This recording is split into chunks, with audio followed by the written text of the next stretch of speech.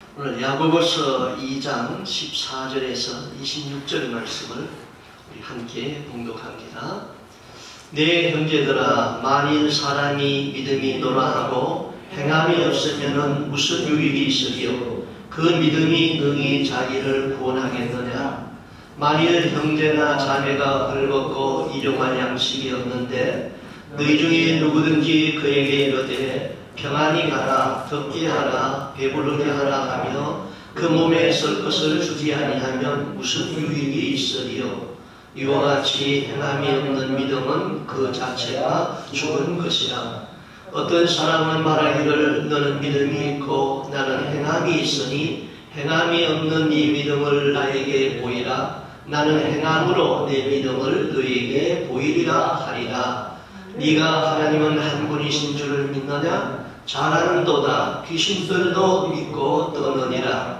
허탄한 사람아, 행함이 없는 믿음이 헛것인 줄을 알고자 하느냐? 우리 조상 아브라함이 그 아들 이삭을 제단에 바칠 때에 행함으로 의롭다 하심을 받은 것이 아니냐? 네가 보거니와 믿음이 그의 행함과 함께 일하고 행함으로 믿음이 온전하게 되었느니라. 이에 성경에 이른 바 아브라함이 하나님을 믿으니 이것을 의로 여기셨다는 말씀이 이루어졌고 그는 하나님의 것이라 칭함을 받았나니 이로 보건대 사람이 행함으로 의롭다 하심을 받고 믿음으로만은 아니니라. 또 이와 같이 기생라합이 사자들을 접대하여 다른 길로 나가게 할 때에 행함으로 의롭다 하심을 받은 것이 아니라 영혼 없는 몸이 죽은 것 같이 행함이 없는 믿음은 죽은 것이니라. 아멘. 비폭력 무저항주의로 유명한 간디의 이야기입니다. 어느 날 한 아주머니가 아이를 데리고 간디를 찾아와서 부탁했습니다. 선생님, 이 아이가 사탕을 너무 많이 먹는데 이 사탕을 먹는 이 버릇을 아무도 고쳐주지 못했습니다.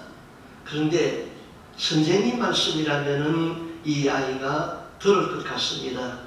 아이에게 사탕을 먹지 말라고 좀 말씀해 주십시오. 간디는 그 아이의 눈을 한참 들여다보고 무엇인가 말을 할 듯 하더니 말을 하지 아니하고 그 어머니에게 이렇게 말했습니다. 보름 후에 오십시오. 내가 그때 말하겠습니다. 아니 선생님, 저희는 너무 먼 곳에 살아서 여기까지 오려면 너무 시간이 많이 걸리고 또 보름 후에 다시 오기도 어렵습니다. 지금 말씀해 주시면 안 됩니까? 또 한참 생각하다가 아무래도 보름 후에 다시 와야 되겠습니다. 그래서 할 수 없이 이 아이를 데리고 어머니는 돌아갔다가 보름 후에 돌아왔습니다.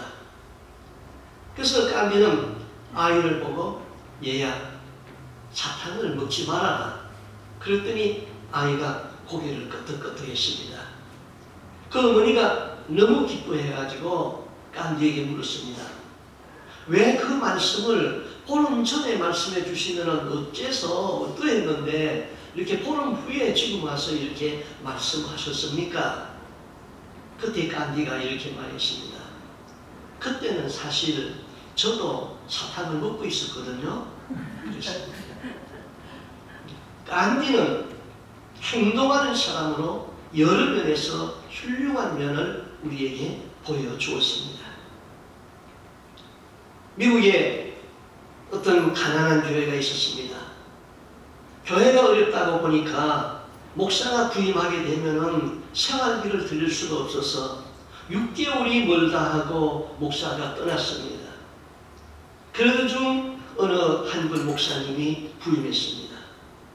목사님은 첫날 설교를 아주 은혜롭게 잘했습니다.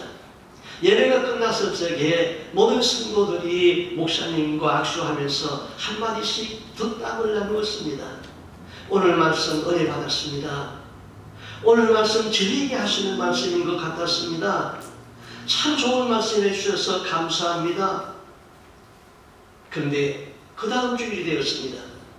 목사님은 지난 주일에 한 설교를 글자 하나도 틀리지 아니하고 똑같이 설교를 했습니다.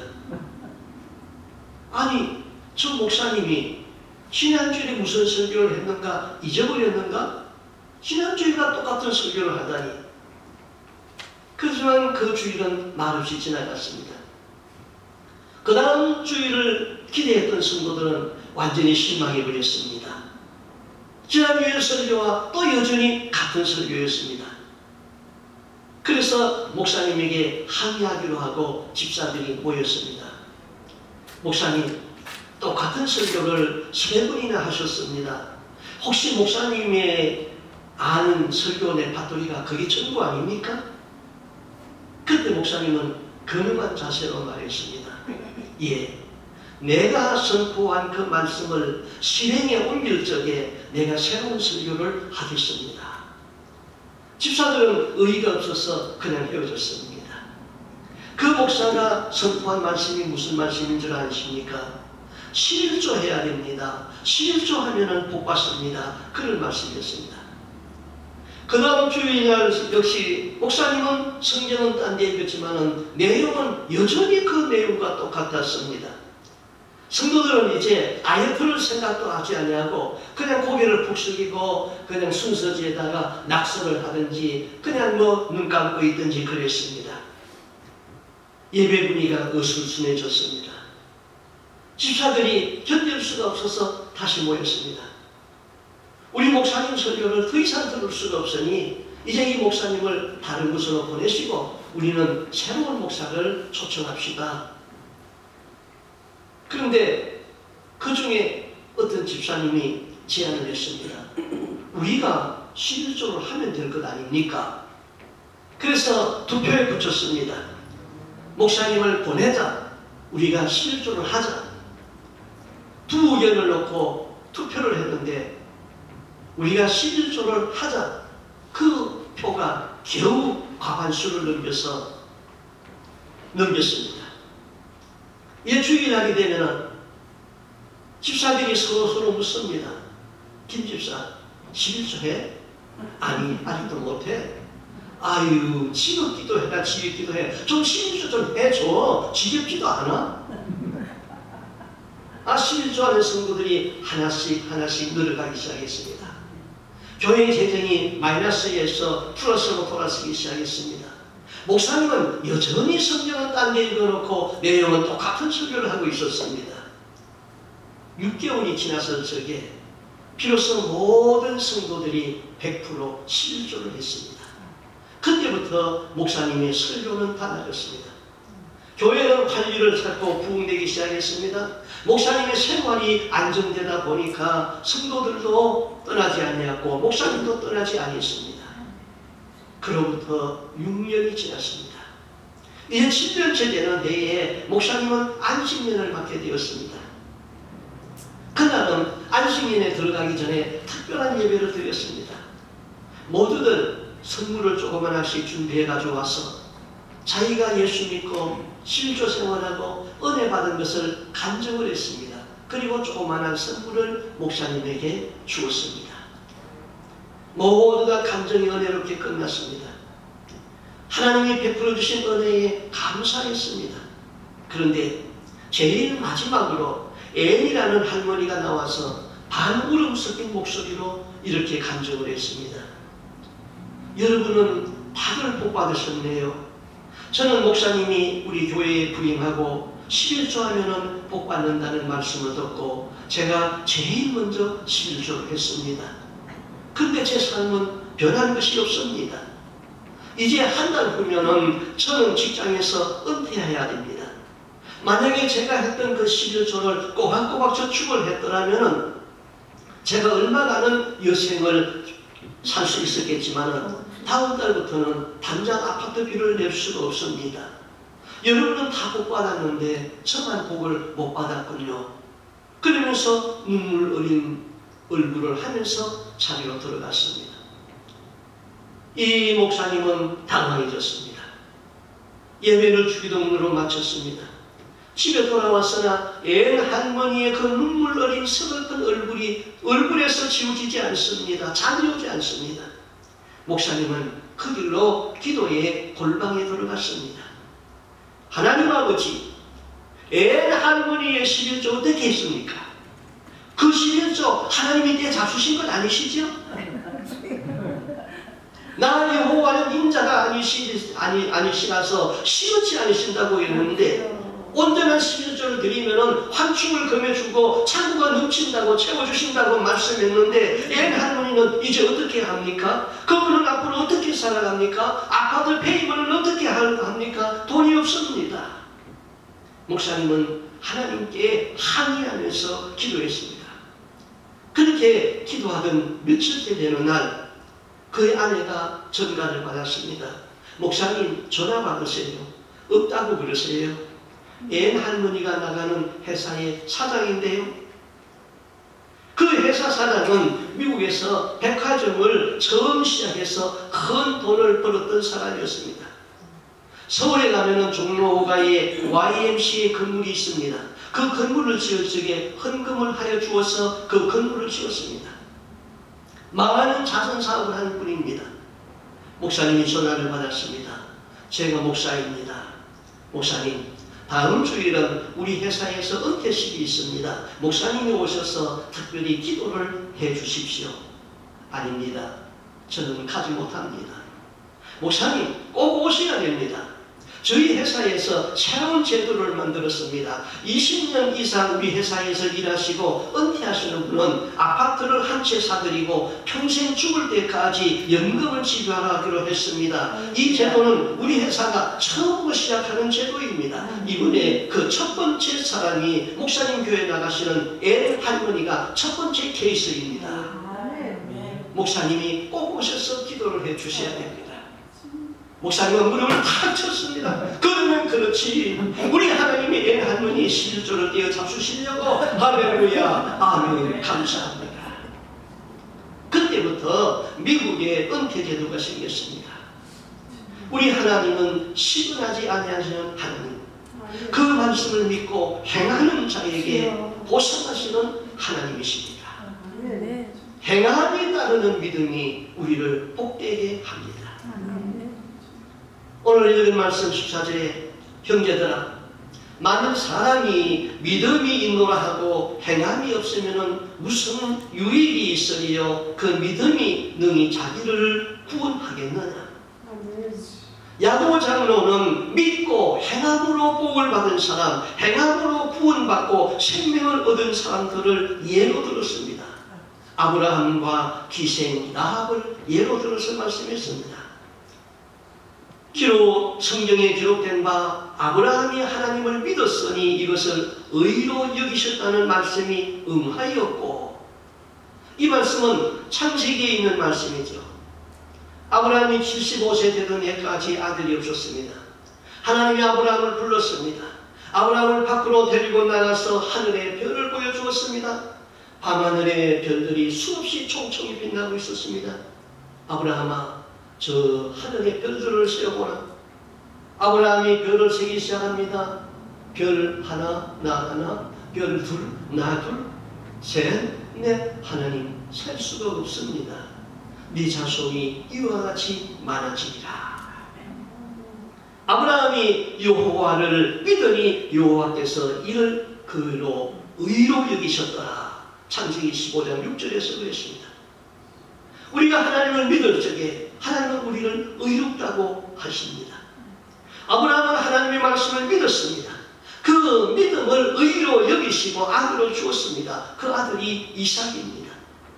그런데 어느 날 하나님이 아브라함을 다시 시험했습니다. 아브라함아, 예, 내가 여기 있나이다.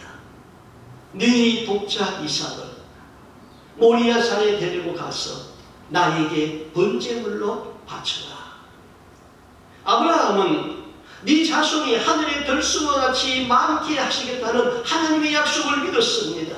그러므로 그 아들을 죽여서 불에 태워서 바쳐도 하나님이 살리실 것을 믿었습니다. 그러므로 아브라함은 조금도 주저하지 아니하고 독자 이삭을 데리고 모리아 산으로 갑니다. 하나님 아브라함은 하나님의 말씀을 믿었습니다. 그 믿음대로 행했습니다. 하나님은 아브라함을 믿음의 조상으로 세웠습니다. 아브라함의 행위는 믿음에서 나온 행위인 것입니다. 만약 아브라함이 독자 이삭을 바치라 하였을 적에 이렇게 나왔다면 어떨까요? 하나님, 100세에 얻은 아들입니다. 이제 그 키워놨는데 장가도 안 갔어요. 지금 죽으면은 자손이 하늘의 별수와 같이 말씀했다는 그 말씀했는데 그거가 다르잖아요. 아브라함이 그랬다면은 전능하신 하나님을 믿지 못한 것이죠.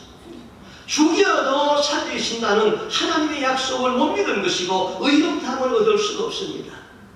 믿음과 행함은 따로 나눌 수가 없습니다. 하나인 것입니다. 그 다음 기생 라합을 예를 들었죠. 이스라엘 백성이 가나안 땅을 정복할 적에 12명의 정탐이 먼저 가나안 땅에 들어가서 정탐을 했습니다. 그들이 가나안 군인에게 발각되었습니다. 그래서 쫓깁니다. 이스라엘 정탐들은 도망가다가 성벽 위에 있는 기생 라합의 집에 들어가서 우리를 좀 숨겨달라고 부탁했습니다. 적군의 첩자를 어떻게 숨깁니까? 발각되면 온 가정이 망합니다. 그러나 기생 라합은 정탐을 지붕 위로 안내하더니 지붕 위에 있는 삼대 속에다가 숨겼습니다. 정탐을 쫓는 자기 나라 군인들이 들어왔습니다. 너희 집에 적군의 첩자들이 들어왔다. 그들을 끌어내라. 그때 라합은 이렇게 말합니다. 예, 과연 그들이 우리 집에 들어왔었습니다. 나는 그들이 어디서 왔는지 모릅니다. 그러나 그들이 성문 닫을 때쯤 해가지고 나갔습니다. 그때 죽여가십시오. 그러면 그들을 따라잡을 것입니다. 기생 라합은 정탐들을 이렇게 숨겨서 자기 나라 군인을 따돌리고 그들을 살렸습니다. 왜 그랬을까요? 라합은 하나님에 대한 말씀을 들었습니다. 산천지하에 하나님의 신과 같은 분이 없다. 홍해를 능력으로 가르신 그런 기적을 만드신 하나님은 없었다. 자기가 살고 있는 이 여리고 성도 그들에 의하여서 무너지고 정복당한 것을 알았습니다. 라합은 하나님을 믿었습니다. 그래서 믿음으로 정탐대로 숨겼습니다. 그 결과 여리고 성이 이스라엘에게 정복당할 때에 라합의 집은 망하지 않았습니다. 그가 하나님의 백성이 되었고 예수님의 족보에 들어오게 되는 것입니다.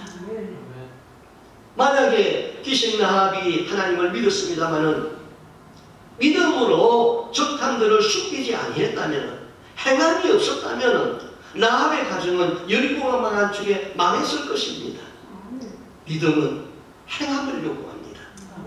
그러므로 야고보는 영혼 없는 몸이 죽은 것 같이 행함이 없는 믿음은 죽은 믿음이다. 그렇게 역설하고 있습니다. 갓난아기를 목욕시킬 적에 아기는 만지면 흐느적거리고 아무런 힘이 없습니다. 갓난아기는 절대 무능합니다. 그러므로 부모는 절대로 책임을 지는 것입니다. 부모는 천둥 소리에는 잠이 깨지 않아도 아이의 뒤치다거리는 소리에는 잠을 깹니다. 우리가 절대 무능하면 하나님은 절대로 책임을 집니다. 성경에서 특징 있는 사람들을 볼까요? 하나님이 함께했던 사람들입니다. 여호와께서 아브라함과 함께 하시니 아브라함이 거부가 되었습니다. 믿음의 조상이 되었습니다. 여호와께서 이삭과 함께 하시니 이삭이 그의 농사에 100배나 얻었더라 그랬습니다. 여호와께서 요셉과 함께 하시니 요셉의 손이 닿는 곳에 다 형통함이 이루어져서 애굽의 총리가 되어 만민을 구원합니다. 여호와께서 다윗과 함께 하시니 그가 전쟁에 패한 일이 없고 임마누엘 하나님이 동행했습니다. 하나님이 함께 하시면 거부가 되고 형통하게 되고 이들이 다 하나님에게 절대 의존하였기 때문에 하나님은 그들과 함께 했던 것이죠. 그 다음 야고보는 귀신 같은 믿음에 대해서 말씀하고 있죠. 19절에 네가 하나님은 한 분이신 줄을 믿느냐? 잘하는도다. 귀신들도 믿고 떤다. 아, 허탄한 사람아, 행함이 없는 믿음이 죽은 것인 줄, 헛것인 줄 알고자 하느냐. 여러분, 귀신 같은 믿음을 압니까? 도대체 귀신이 믿음이 있습니까? 오늘 야고보는 귀신도 믿음이 있다고 말씀하고 있어요. 귀신들도 믿고 떠느리라. 여기 믿는다는 것은 알고 있다는 거예요. 지적인 요소가 있다는 거예요. 떤다는 것은 감정적인 요소인 것입니다. 귀신이 무엇을 알고 무엇을 믿습니까? 네가 하나님 한 분이신 줄을 믿느냐? 귀신도 오직 하나님은 한 분이신 줄을 알고 있습니다. 하나님이 심판주 되신다는 사실을 두려워 떨고 있습니다. 오늘 성경을 보니까 귀신은 하나님이 없다는 무신론자보다 훨씬 똑똑합니다. 귀신은 무신론자가 아닙니다. 귀신은 유일신 하나님을 믿는 유신론자입니다. 귀신은 하나님 죽었다 하는 수많은 사실론자보다 훨씬 정통주의 신학자입니다. 귀신은 오직 하나님은 한 분이시오, 하나님은 참으로 존재한다는 것을 믿고 있습니다. 마가복음 3장 11절에서 이렇게 말합니다. 더러운 귀신들도 어느 때든지 예수를 보면은 그 앞에 엎드려져 부르짖어 가로되 당신은 하나님의 아들이니이다. 귀신도 예수가 하나님의 아들인 것을 알고 믿었습니다. 예수는 2000년 전에 있었던 위대한 인간이었다. 이 역사적인 실존에 의의를 제기한 사람은 아무도 없습니다. 이구동성으로 불신자들까지도 그는 위대한 성인이었다 인정합니다. 그러나 예수 그리스도의 신성을 믿습니까? 예수가 하나님의 아들 되심을 믿으며 참신인 것을 믿습니까? 귀신은 예수가 하나님의 아들이고 참신인 것을 알았습니다. 믿었습니다. 그러니까 귀신은 탁월한 신학자이군요. 예수님이 그라사인의 땅에 가셨습니다. 귀신 들린 자 하나를 만났습니다. 이 사람은 옷을 입지 아니하고 집에 거하지도 아니하고 무덤 사이에 거했습니다. 귀신이 먼저 예수를 알아보고 예수 앞에 나와서 엎드려서 큰 소리로 부르짖습니다. 누가복음 8장 28절에 보니까 지극히 높은 하나님의 아들 예수여, 나와 당신이 무슨 상관이 있나이까? 당신께 구하노니 나를 괴롭히지 마소서. 예수님이 물었지요. 네 이름이 뭐냐? 군대입니다. 군대라는 것은 수가 많다는 것이에요. 우리나라 말하면 애기심이 들어갔다는 것입니다. 그러므로 힘이 장사였습니다. 생활함도 끊었습니다. 예수는 계속해서 예수에게 부르짖었습니다. 우리를 무적행으로 들어가게 하지 말게 하소서. 우리를 무적행으로 들어가지 말게 하소서. 무적행은 끝이 없는 구덩이라는 뜻인 것입니다. 이것은 지옥에 관한 설명입니다. 귀신은 결박당하여서 지옥의 무적행에 집어넣는 예수의 권세를 알았습니다. 그 심판이 우스다는 것을 알았습니다. 제가 오래전에 LA의 모데스라는 도시에 어느 교회에서 저를 부흥회를 초청했습니다. 그래서 가서 부흥회를 하고 낮에 시간이 좀 있어서 그 교회 집사님 한 분이 저를 데리고 근처에 있는 어느 동굴 구경을 가자고 해서 갔습니다. 그 동굴에서 엘리베이터를 타고 지하 400m로 내려갔어요. 근데 안내하는 사람이 이제 전기불을 끄겠습니다 하더니 전기를 딱 껐어요. 깜깜한 신앙인데 분명히 옆에도 앞에도 사람이 있는데 아무도 보이지 않습니다. 무서움이 확 덮쳐오더라고요. 그러면서 지옥은 이런 곳이구나 하고 지옥을 생각했습니다. 지옥은 흑암입니다. 그러면서도 너무나도 뜨겁습니다. 유황불은 있는데 빛은 없습니다. 귀신은 결박당하여서 무저행에 집어넣는 예수의 권세를 알았습니다. 지옥이 무섭다는 것을 알았습니다. 사람이 죽으면 귀신이 되는 것은 아닙니다. 귀신이 따로 있습니다. 귀신들이 세상에서 사람들을 지옥으로 잡아가기 위해서 열심히 일을 하고 있습니다. 어느 분의 감정이에요. 천사가 우리를 보호하듯 귀신도 각 사람에게 우리에게 다 할당되어 있다는 것이죠. 그리고 그 귀신의 사명은 그 영혼을 지옥으로 잡아오도록 사명이 주어졌는데, 만약에 그 사람이 예수를 믿어가지고 그 영혼이 천국으로 가게 되면은 그 사람을 담당했던 귀신이 지옥의 대장 사탄에게 끌려가가지고 형벌을 받는다는 거예요. 귀신들도 사탄에게 내리는 그 형벌이 너무 무서워서 어떻게 해든지 사람에게 못된 짓에서 지옥으로 끌고 오려고 한대요. 그래서 이 세상 사람들에게 예수를 믿지 못하게 하고 악한 일을 하고, 믿는 사람들에게는 형식적인 그리스도인, 종교인으로만 믿게 하는 것이죠. 그것이 귀신이 하는 일이라는 거예요. 귀신은 악한 일에 공을 세워야 됩니다. 그렇지 않으면 무적행위에 끌려가서 귀신의 왕 사탄에게 형벌을 받습니다. 그래서 귀신이 사람들에게 들어오면 좀처럼 나가지 않으려고 합니다. 귀신은 무적행위에 갇히는 것을 두려워합니다. 오늘날 많은 사람들이 죽음 이후의 지옥을 부정합니다. 오늘날 현대인들은 지옥에 관한 설교를 싫어합니다. 심판에 관한 설교를 좋아하지 않습니다. 적극적인 사고, 하면 된다, 믿으면 복 주신다, 위로하는 설교, 축복하는 설교만 좋아합니다. 그러나 분명한 것은 한 번 죽는 것은 사람에게 정하신 것이요, 그 이후에는 심판이 있습니다. 심판이 있습니다.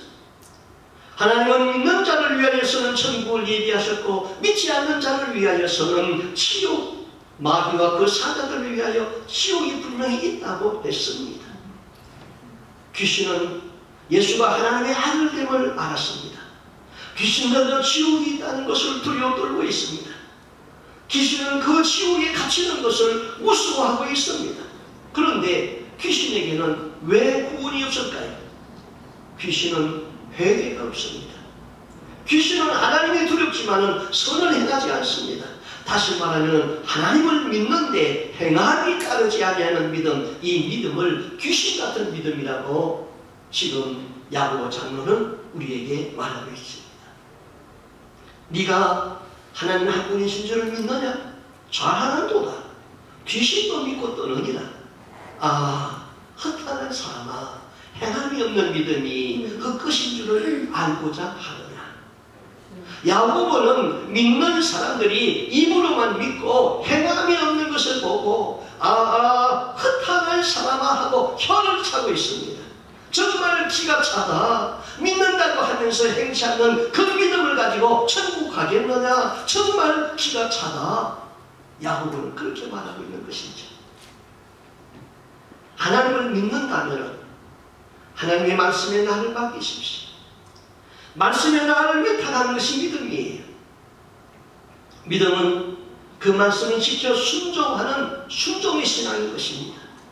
말씀에 순종이 없고 행함이 없는 믿음은 죽은 믿음입니다.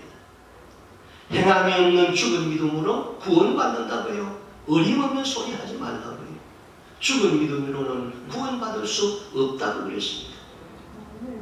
여러분이 정말로 예수를 믿습니까? 예수가 내 영혼을 천국으로 인도한 자요 나의 구세주인 것을 믿습니까? 그렇다면 오직 예수에게 올인하십시오. 하나님은 한 번 말씀하시면 시건치 아니하시고 그 말씀을 이루시며 그 말씀은 능력이고 생명의 역사가 나타나는 것을 믿습니까? 그렇다면 말씀을 믿고 그 말씀에 나를 위탁하십시오. 기독교는 믿음과 행함의 종교인 것입니다. 예수는 창세 전에 하나님과 함께 계신 분입니다. 예수는 인류와 죄로 인하여서 멸망하고 마귀를 따라 지옥으로 가는 것을 참아볼 수가 없어서 하나님의 아들이라는 이름으로 세상에 오셨습니다. 구원자로 오셨습니다. 우리가 늘 신앙 고백을 합니다. 전능하사 천지를 만드신 하나님 아버지를 내가 믿사오며 그 외아들 우리 주 예수 그리스도를 믿사오니, 이 외아들이라는 말은 독특한 관계에서 태어난 그런 뜻입니다. 하나님이 결혼을 해서 아들을 낳았다 그런 관계가 아니라 그분은 하나님이었는데 다만 사람을 구원하기 위하여서 아들이라는 이름으로 세상에 오셨습니다. 독특한 관계로 태어났다 이 말입니다. 이 말을 신학적으로는 인카네이션 하였다. 하나님이 인간 세상 안으로 들어오셨다는 것이지. 종교를 비교 종교학에서는 이렇게 표현합니다. 한 사람이 물에 빠져서 허우적거리고 있습니다. 그 길에 석가가 지나가다가 물에 빠져서 허우적거리는 사람을 보고 한마디 말을 했습니다. 인생 무상 공수래 공수도 나무아미타불 그랬습니다. 인생은 빈손으로 왔다가 빈손으로 가는 거다. 인생은 무상하다. 나무아미타불. 이것이 불교입니다. 그 길에 공자가 지나갔습니다. 공자는 물에 빠진 사람을 보고 말합니다. 이 사람아, 부모보다 먼저 죽는 것은 큰 불효가 되느니라. 그리고 갑니다. 이게 유교입니다. 구약의 모세가 지나갑니다. 모세가 그 사람을 보고 죄값은 사망이니라. 그 유교입니다. 유대교입니다. 유대교. 그런데 예수가 이 사람을 보았습니다. 예수는 물에 붕덩 뛰어들어가서 그 사람을 구원해놓고 자기는 물에 빠져서 죽었습니다. 죽었더니 하나님이 그를 살리셨습니다. 이것이 기독교인 것입니다. 텍사스의 어떤 미국 교회에서 노신사가 예배에 참여했습니다. 그런데 설교가 다 끝났는데 그 교회의 담임 목사님이 그 노인을 자꾸 앞으로 나오라고 했습니다. 사양하는 노인에게 하는 것입니다. 그래서 노인이 간증을 했습니다. 여러분, 이런 일이 있었습니다. 어느 날 아버지와 아들이 오토를 가지고 텍사스 아파트에 나갔습니다. 그런데 그날은 아들의 친구가 갑자기 와서 아들의 친구도 함께 배를 타고 있었습니다. 그런데 일기예보에 어떤 돌풍이 갑자기 불어와 가지고 배가 뒤집어졌습니다.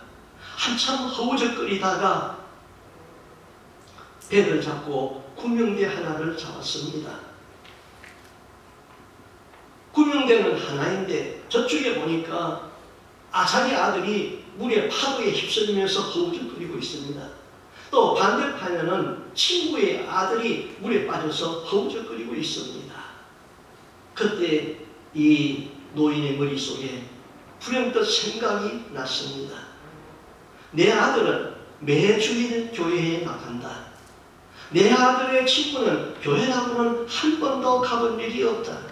내 아들은 지금 죽어도 천국에 갈 수 있는 구원의 확신이 있다. 그런데 저 아들은 지금 죽으면 지옥이다. 그래서 아버지는 하나밖에 없는 그 구명대를 아들의 친구에게 던지기로 작정을 하고 아들을 향하여서 소리쳤습니다. Son, I love you. 그리고는 구명대는 아들의 친구에게 던졌습니다.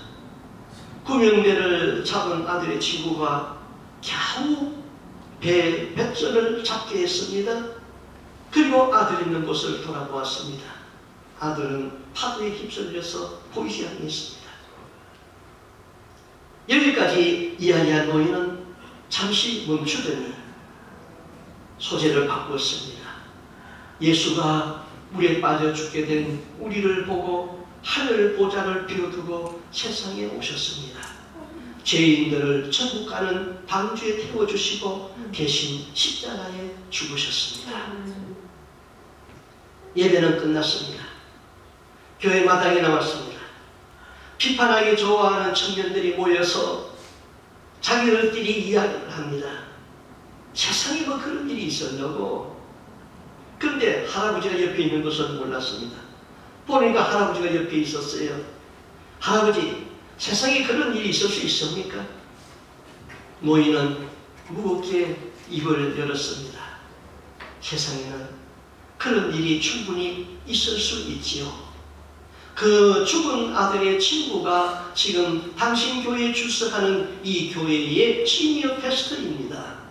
그리고 죽은 아들은 제 아들이었습니다. 예수는 세상의 죄인을 구원하기 위하여서 자기 몸을 던졌습니다. 십자가에서 우리 죄를 위하여 대신 형벌을 받았습니다. 누구든지 그를 믿으면 구원을 받습니다. 영생을 얻습니다. 성경은 믿는 자에게 영생을 약속했습니다. 그리고 많은 복을 약속했습니다. 구하라 그러면 주시리라. 온전한 11조를 드려라. 환축을 금하고 네 창고가 넘치게 하여 줄 것이다. 헛되어 부지하라. 내가 갚아주리라. 네 부모를 공경하라. 네가 범사가 잘되고 땅에서 장수하리라. 여러분이 이와 같은 약속의 말씀을 믿습니까? 믿는다면 그대로 행하십시오. 믿고 행할 때에 약속의 보장을 받습니다.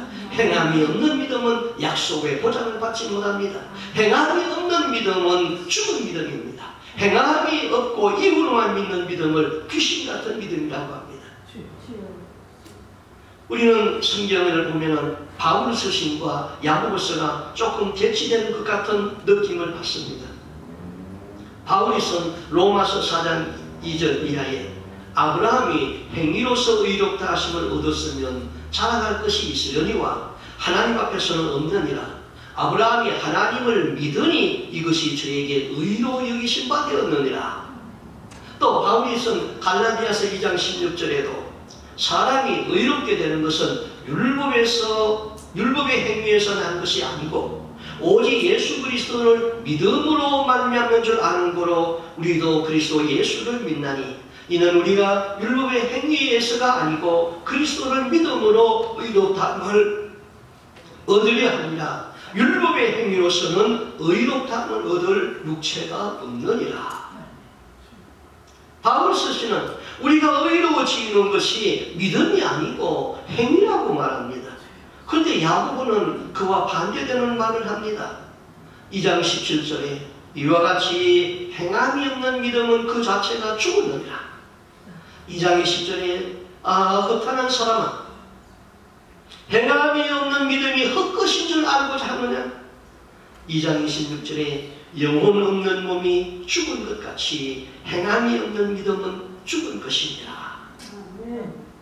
이 말씀을 보면 로마서에서는 믿음으로 의롭다함을 얻고 야고보는 행함으로 구원 얻는 것을 강조하고 있습니다.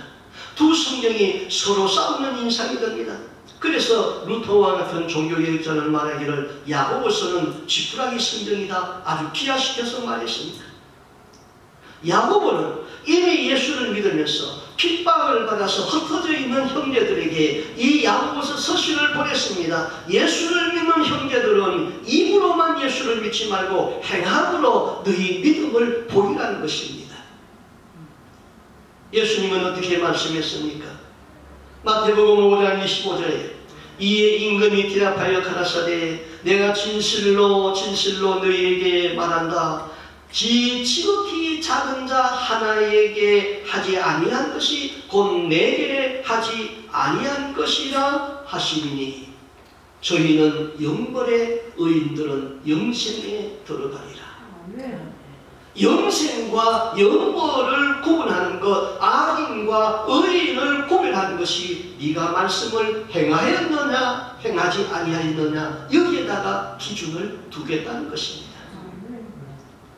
우리의 신앙은 믿음과 행위를 분리할 수 없는 하나인 것입니다.